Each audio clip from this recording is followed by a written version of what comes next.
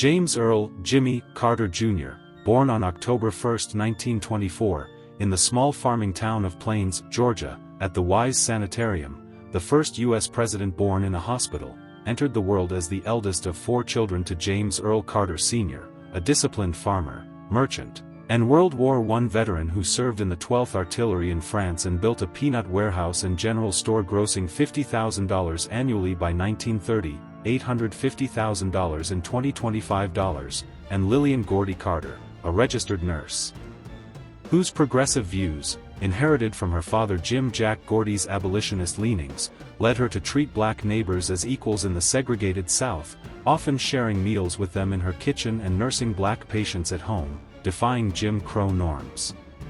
The Carters, descended from English settler Thomas Carter who landed in Virginia in 1635, had deep Sumter County roots. Jimmy's great-grandfather Valentine Carter lost an arm at Gettysburg in 1863 for the Confederacy, and his father served on the Sumter County School Board from 1940 and as a state representative from 1953 until his death.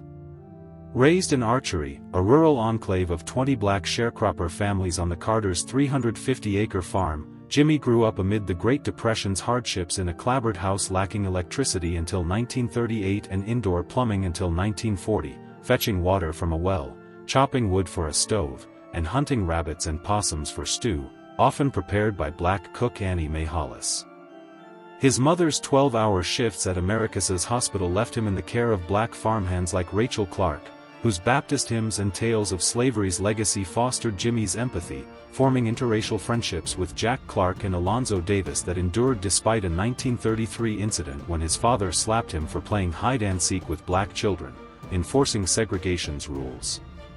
James Sr., a strict segregationist who once whipped Jimmy with a peach switch for stealing a nickel from the store's till, instilled a fierce work ethic, demanding 5 a.m. chores like milking cows and feeding hogs, while Lillian's stories of nursing 300 soldiers in India's monsoon-soaked tents during World War II and her subscriptions to the New Republic and Times sparked Jimmy's global curiosity and moral compass, later reflected in his 1975 memoir Why Not the Best, where he wrote, "Mama taught me justice isn't just a word, it's how you live, even when it costs you."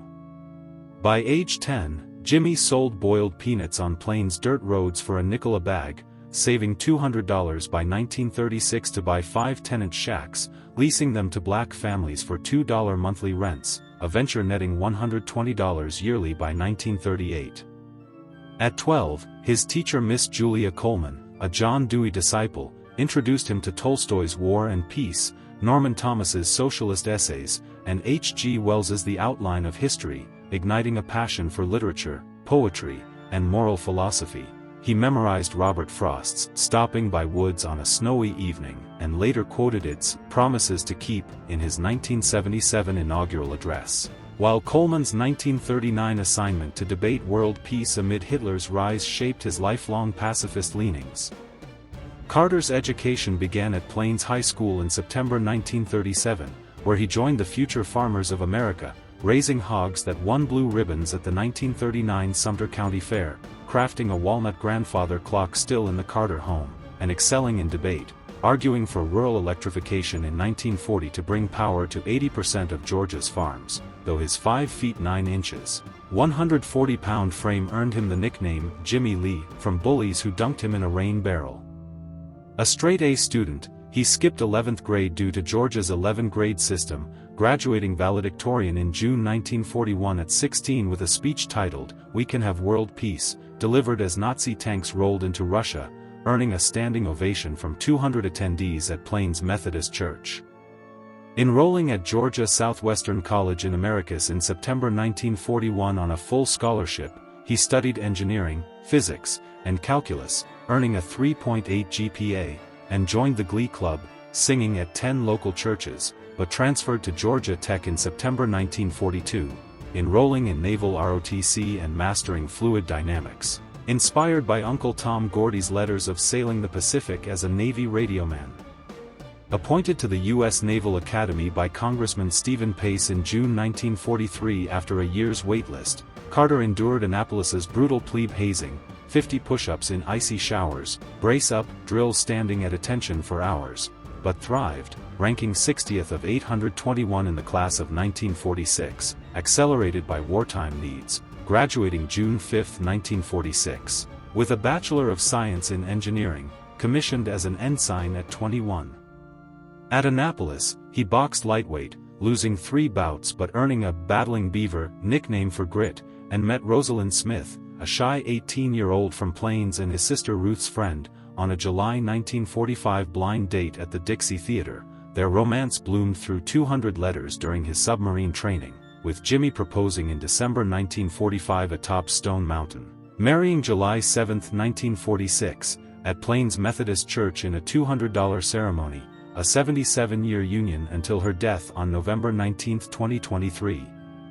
Producing 4 sons, John William, Jack, born July 3, 1947, in Portsmouth, Virginia; James Earl, Chip, 3, April 12, 1950, Honolulu; Donnell Jeffrey, Jeff, August 18, 1952, New London; and James Gregory, Jason, August 7, 1975, adopted.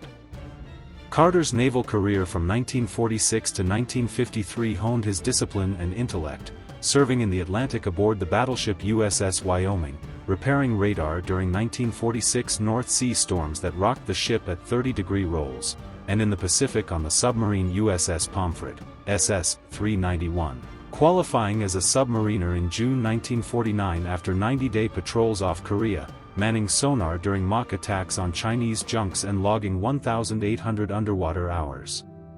Promoted to lieutenant junior grade in June 1948, he served as electronics officer on USS K-1, SSK-1, the Navy's first guided missile sub, mastering torpedo data computers that calculated 40-knot trajectories, and in July 1952 joined Captain Hyman G. Rickover's nuclear submarine program at the Naval Reactors Branch in Washington, D.C.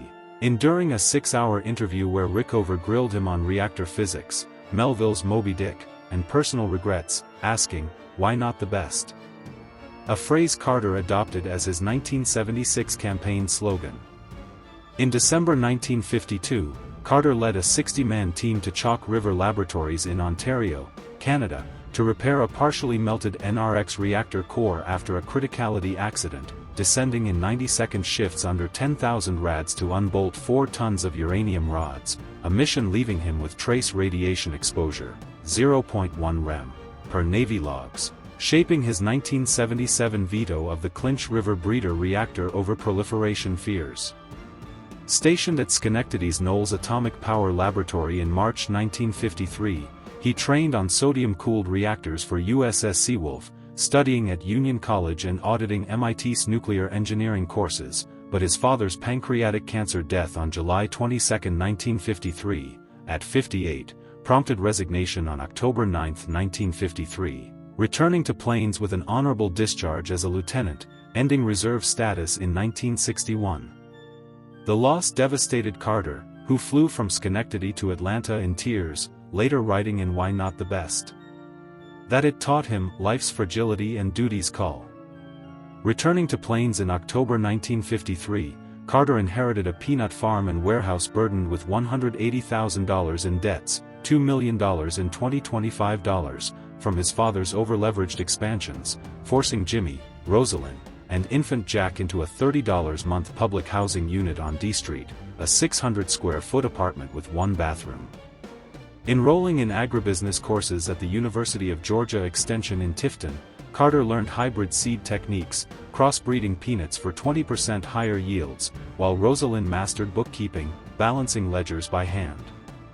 A 1954 drought scorched 80% of their crop, yielding a $187 profit, but by 1960, they expanded to 2,500 acres, employed 100 workers, and grossed $1 million, exporting 500 tons of peanuts to Germany and 200 tons to Canada, pioneering drought-resistant hybrids that survived 1957's dry spell. Racial tensions tested them. As a deacon at Plains Baptist Church, Carter and Rosalind cast 2 of 3 votes against a 1954 ban on black members, facing a white citizens' council boycott that slashed warehouse sales 30% in 1955 and tire slashings by Klansmen. Elected to the Sumter County School Board in 1955 unopposed, Carter pushed for integrated classrooms post-Brown v. Board, 1954, enduring a 1956 cross-burning on his lawn but securing $1.2 million for a new black high school in Americus by 1958, enrolling 400 students. As hospital authority chair in 1957, he desegregated wards, treating 200 black patients by 1960, and joined the Lions Club, raising $5,000 for polio vaccines. In 1962, Carter ran for Georgia State Senate in Quitman County, defeating Homer Moore in a Democratic primary upset after exposing 300 fraudulent ballots in Georgetown, stuffed urns favoring Moore, recounted by hand in a November 1962 court challenge, winning 1,392 to 1,187.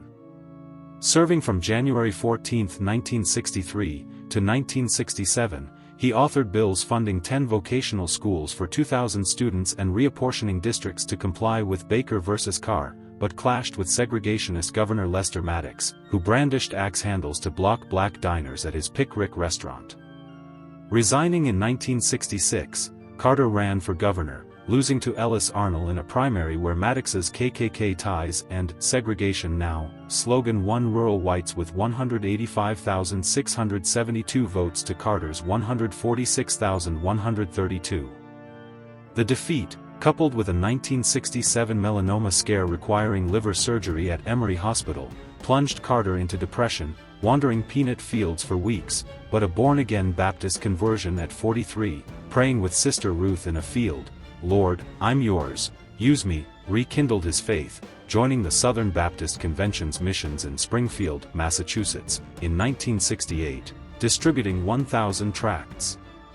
Reinvigorated, Carter announced his 1970 gubernatorial bid on March 12, 1966, shaking 600,000 hands in 1,800 stops, from Valdosta's tobacco barns to Atlanta's Ford plant, using coded, ethnic purity rhetoric to court white voters while privately vowing racial reconciliation to black ministers like Andrew Young at Ebenezer Baptist Church. In a 12-candidate primary, he led with 388,280 votes, 48%, defeating Carl Sanders in a September 17 runoff, 60% to 40%, 620,419 to 412,946. Then trouncing Republican Howard Bo Callaway 54% to 46%, 620,419 to 534,270, on November 8, 1970, as Maddox's 75,000 write-in votes split GOP support. Sworn in as Georgia's 76th governor on January 12, 1971, at 46, Carter's January 14 inaugural stunned, "The time for racial discrimination is over," earning Times cover, a 90-second CBS segment, and 80% black voter approval in exit polls, fulfilling a 1966 pledge to Maddox for equality. His term, 1971 to 1975, transformed Georgia, merging 300 agencies into 22 via the Governor's Commission on Effectiveness, saving $100 million annually, $600 million in 2025 dollars.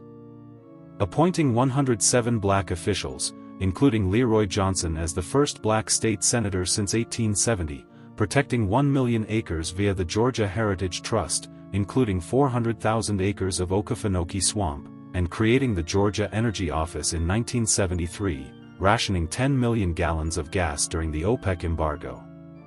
A 1972 riot at Reidsville's Georgia State Prison killed 28 inmates, prompting Carter to hire 1,000 guards and fund $10 million in reforms, including GED programs for 2,000 prisoners.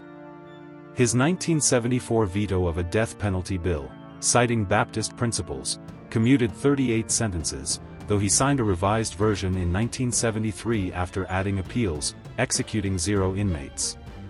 Term limited, he chaired the 1974 Democratic National Campaign Committee, touring 37 states, raising $5 million, and securing 80% congressional wins, 291 House seats, plotting a 1976 presidential run, announcing candidacy on December 12, 1974, at the National Press Club to 300 reporters. Carter's presidential campaign, an unknown outsider among 17 Democrats like Senators Henry Jackson, Missouri Udall, and George Wallace, leaned on his I'll Never Lie to You vow, Peanut Farmer image, and Plains roots, campaigning in 1,500 towns with 50,000 handshakes. His January 19, 1976, Iowa caucus win, 27% to Udall's 6%, 13,970 votes, fueled by 10,000 door knocks by Rosalind and Chip, vaulted him past New Hampshire, 30%, 23,373 votes, and 27 primaries, clinching the nomination on July 14, 1976. At Madison Square Garden with 2,239 delegates, picking Minnesota Senator Walter Mondale to balance liberal credentials, defeating Wallace, 1,150 delegates, and Jerry Brown, 301. Against incumbent Gerald Ford on November 2, 1976, Carter's three debates, September 23 on domestic policy, October 6 on foreign affairs, October 22 on taxes, drew 80 million viewers. His gaffe calling Poland free from Soviet control was offset by Ford's no Soviet domination blunder, giving Carter a 2% Gallup boost. He won 50.1% to 48%, 40,831,881 to 39,148,634 votes, 297 to 240 electoral, the tightest since 1916, with 53% turnout, sweeping the South, 120 electoral votes, and black voters, 90% per CBS. Inaugurated on January 20, 1977, at 52, he walked 1.5 miles down Pennsylvania Avenue with Rosalind to 1 million spectators, pardoned 100,000 Vietnam draft evaders via Executive Order 11967, and quoted Micah 6 verse 8, "Do justly, love mercy, walk humbly," in his address, watched by 45 million on CBS. His outsider style, firing 800 FBI agents, abolishing the VP's ceremonial office, wearing cardigans in Oval Office fireside chats, clashed with Washington's elite, as he read 1,000 memos daily, overwhelming aides like Hamilton Jordan, who quipped, "He runs the White House like a submarine. Everyone's got a job. No one's expendable."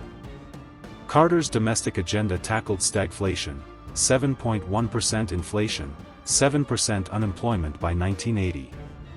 His February 2, 1977, zero-based budgeting required agencies to justify every dollar, saving $10 billion but alienating 50,000 bureaucrats. The April 18, 1977, National Energy Plan created the Department of Energy. August 4, 1977, $6 billion budget, taxed gas guzzlers $200 per vehicle, and deregulated oil prices, but Congress diluted it in 1978 after 18 months of lobbying, yielding 1% GDP energy savings per DOE. The July 15, 1979, malaise speech from Camp David, urging sacrifice amid solar panel unveilings on the White House roof, misfired as patronizing, approval dropping to 26% in Gallup. Welfare reform for $30 billion stalled against Ted Kennedy's universal health push. Carter's employer mandate plan for 10 million uninsured died in committee by 1979. Deregulation shown, the 1978 Airline Deregulation Act, October 24, fares fell 30% by 1982, saving $5 billion annually. 1980 Motor Carrier Act, trucking rates dropped 25%, and 1980 Staggers Rail Act, rail freight rose 20%. The 1978 Humphrey-Hawkins Act mandated 4% unemployment, unmet as joblessness hit 7.5% in 1980. Carter appointed 160 women and 42 minorities to judgeships, including Ruth Bader Ginsburg to the D.C. Circuit in 1980, and elevated Thurgood Marshall's legacy. Environmentally, the 1977 Surface Mining Act reclaimed 10,000 strip mines, and the 1980 Alaska Lands Act protected 103 million acres, doubling national parks.